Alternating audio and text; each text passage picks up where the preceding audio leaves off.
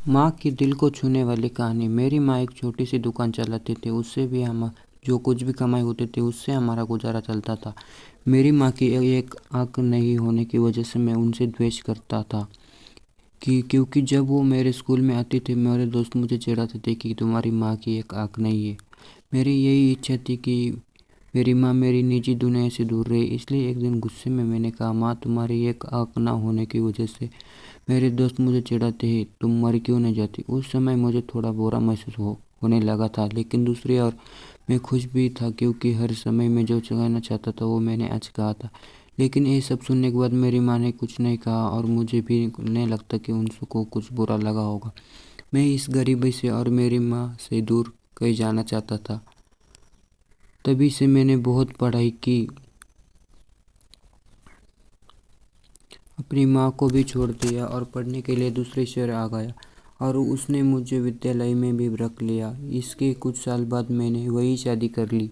मैंने खुद का घर भी खरीदा था, फिर मेरे बच्चे भी हो गए थे। अब मैं खुशी से एक सफल इंसान की तरह जी रहा था। मुझे ये जीवन बहुत पसंद था।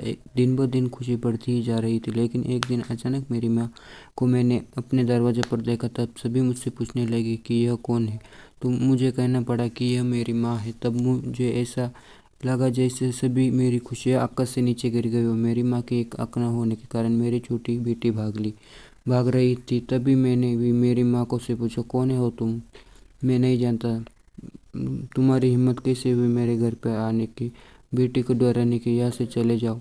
इतना सुनने के बाद मेरी माँ ने कहा, शांति से जवाब दिया, वो मुझे माफ़ कर दो, शायद मैं गलत पते पे आ गई हूँ।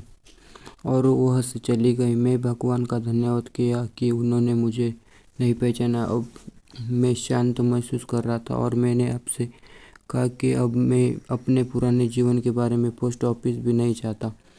कई दिन खुशी से जुड़ने के बाद एक दिन मेरे पुराने स्कूल से मुझे लेटर घर पर आ गया। मैंने अपनी पत्नी से झट कहा कि मैं बिजनेस ट्रिप पर जा रहा हूँ। मेरे पुराने स्कूल में जाने के बाद अपने पुराने घर झोपड़ी में चला गया। मैंने पाया कि मेरी माँ ठंडी फर्श पर गिर रही थी।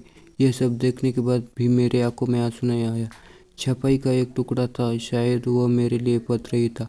उन्होंने लिखा था, मेरे बेटे, मुझे लगता है कि अब मेरे जाने का समय आ गया है और अब मैं तेरे घर भी नहीं आ सकती। लेकिन मैं एक बार तुम्हें देखना चाहती हूँ, धूम्रपान करना चाहती हूँ। मुझे तुम बहुत याद आते हो। और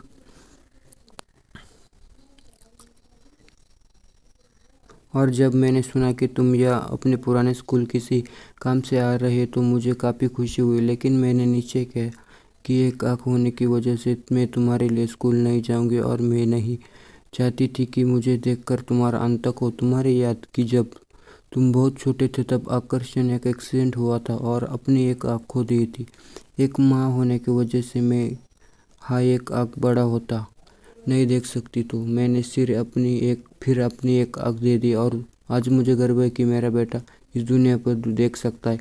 जो भी कुछ किया उससे मुझे कभी दुख नहीं हुआ, कभी गुस्सा किए। मैंने तुमसे कहा कि शायद तुम्हें इसलिए डांटते हो क्योंकि एक प्यार होते गए थे, हमेशा मेरे आसपास रहते थे। मैं बहुत याद करती हूँ। I love you.